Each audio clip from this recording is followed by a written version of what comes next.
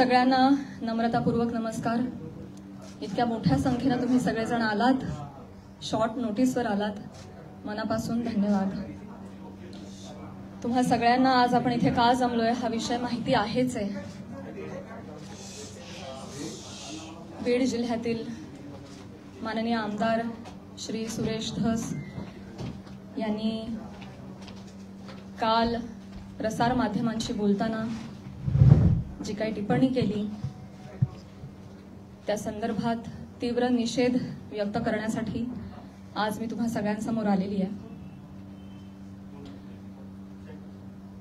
काल नाही तर गेले 1.5 महिन्यापासून हा सगळा प्रकार चालू आहे आणि गेले 1.5 महिने अत्यंत शांततेने मी या सगळ्याला सामोरी जाते। सगळ्या ट्रोलिंगला, सगळ्या निगेटिव्ह कमेंट्सना, आणि ही माझी शांतता, माझी मूकसंमती नाहीये। मी माझ्यासारख्या अनेक महिला, कलाकार या सगळ्यांचीही हतबलता आहे। हे शांत राहणं तुम्हा सगळ्यांमुळे कुठे ना कुठेतरी आमच्यावर बेतलेलं आहे। एक व्यक्ती आपल्या कुठल्या तरी रागाच्या भरात, उद्वेगाच्या भरात काहीतरी बरळून जाते, त्यानंतर त्या 2 वाक्यांचा मीडिया 1000 व्हिडिओ करतो, तेवढेच शब्द पकडतो, त्याच्यावर 1000 व्हिडिओज बनतात यूट्यूब चॅनल्सवर। मग एका सेलिब्रिटीला त्याच्यावर वक्तव्य करणं भाग पाडलं जातं, मग ती बोलते, मग परत पहिल्या व्यक्तीला वाटतं आता आपण बोललंच पाहिजे, मग ती परत व्यक्ती बोलते, मग आता परत बोलणं क्रमप्राप्त होतं कारण आता नाही बोलली का, गप्प बसली का, मागे हटली, मग ही परत व्यक्ती बोलते। ही चिखलफेक चालू राहते, महिलांची अब्रू निघत राहते आणि सगळ्यांचं मनोरंजन होतं। हे होऊ नये, सगळ्या समाज माध्यमांसमोर ही चिखलफेक होऊ नये म्हणून मी यात पडले नाही। मी शांत बसणं हा पर्याय स्वीकारला, या गटारात मी दगड टाकणं योग्य समजलं नाही। ऑल्सो मला असं वाटलं की हा विषय इतका खोटा आहे, ही गोष्ट इतकी धादांत खोटी आहे, त्याला काही बेस नाही। एका सांस्कृतिक कार्यक्रमामध्ये सत्कार स्वीकारताना काढला गेलेला एक फोटो, ती आमची एकमेव भेट, धन्यवाद, हा एकमेव संभाषण, एक शब्द, याच्यावरून एवढी आवई उठावी, त्याला मी का प्रत्युत्तर देऊ? जेव्हा त्या गोष्टीवर मी भाष्य करते, 10 लोकांपर्यंतची गोष्टी 1000 लोकांपर्यंत पोहोचतात। ती जर गोष्ट खोटीच असेल तर ती किती काळ टिकणार, त्या गोष्टीला आपण किती महत्व द्यायचं, म्हणून मी त्या गोष्टीकडे दुर्लक्ष केलं।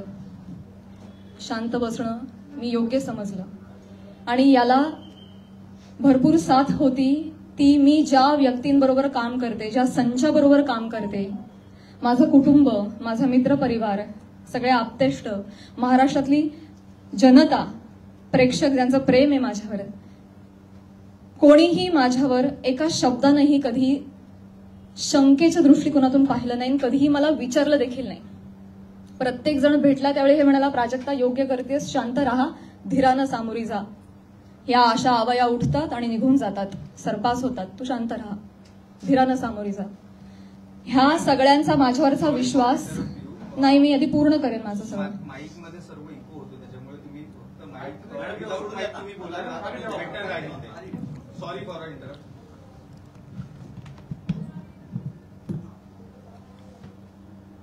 तर ह्या सगळ्या ज्या आवया असतात, जशा निघतात तशाच निघून जातात,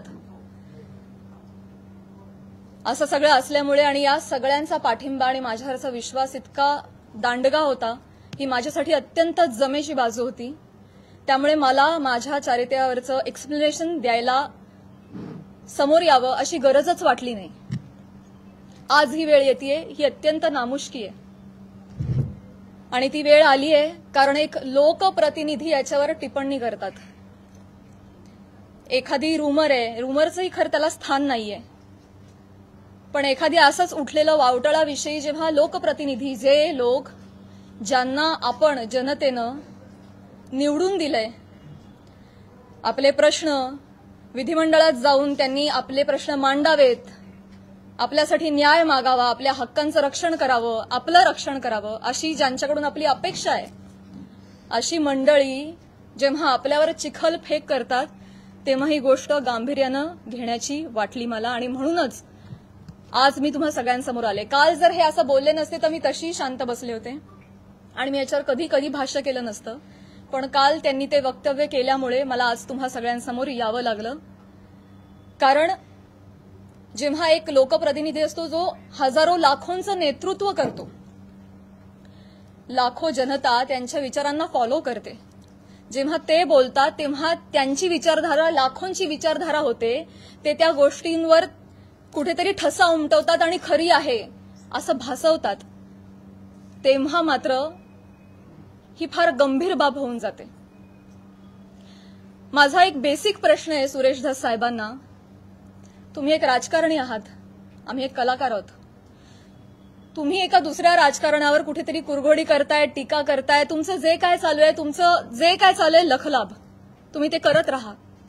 या सगळ्यांमध्ये तुम्ही कलाकारांना का खेचता? आम्हा कलाकारांचा ह्याच्यामध्ये काय संबंध? काय बीडमध्ये काहीतरी कायदा सुव्यवस्थेचा काही प्रश्न निर्माण झालेला आहे, त्याच्यावर भाष्य करत असताना कलाकारांवर गाडी का घसरते? बर, ते इव्हेंट मॅनेजमेंट विषयी काहीतरी सांगत होते की यांच्याकडून शिकावं इव्हेंट मॅनेजमेंट, मान्य. पण मग महिला कलाकारांचीच का नावं येतात? का परळीला कधीच कोणी पुरुष कलाकार गेला नाही का हो कार्यक्रमाला? त्यांची नावं का नाही येत? इव्हेंटमेंटचं तुम्हाला जर एक उदाहरण द्यायचं आहे तर पुरुष कलाकारांची नावं घ्या ना. महिलांची नावं घेऊन अतिशय कष्टानं ज्या महिला अतिशय छोट्या फॅमिलीमधून येऊन संघर्षमय आयुष्य जगत मोठ्या होतात आणि आपलं एक नाव कमवतात, त्यांची प्रतिमा ते असं बोलून डागाळतात, हे कितपत योग्य आहे? तुम्हाला उदाहरण द्यायचे, तुम्ही पुरुष कलाकारांची नावं द्या. पण त्यांनी तसं केलं नाही. त्यांनी त्यांच्या वैयक्तिक स्वार्थासाठी फिल्म इंडस्ट्रीमध्ये काम करणाऱ्या महिलांची नावं घेतली, त्याचा वापर केला, गैरवापर केला.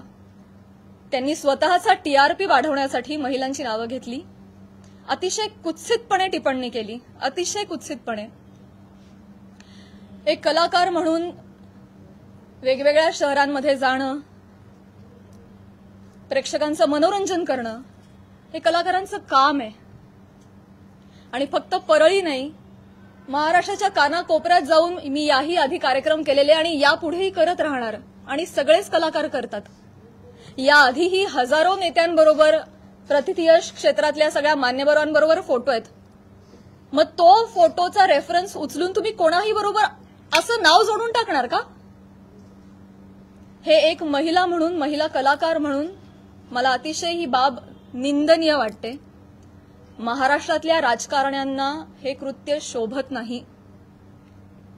बरं, ते जे बोललेत ते इतकं कुत्सित आहे. अच्छा, त्या पण येतात का परळीला? अच्छा अच्छा. कोणाला जर नवा चित्रपट वगैरे करायचा असेल तर परळी पॅटर्न अवलंबावा. त्यांचा जे काय जवळचा पत्ता वगैरे काय म्हणायचंय काय तुम्हाला? तुम्ही फक्त महिला कलाकारांच्या चारित्र्यावर शिंतोडे नाही उडवत आहात, महिलांच्या कर्तृत्वावर सुद्धा तुम्ही प्रश्नचिन्ह उपस्थित करताय. का? कुठल्याही पुरुषाच्या किंवा राजकारण्याच्या कुबड्यांशिवाय एखादी महिला स्वकर्तृत्वावर यशस्वी होऊ शकत नाही का?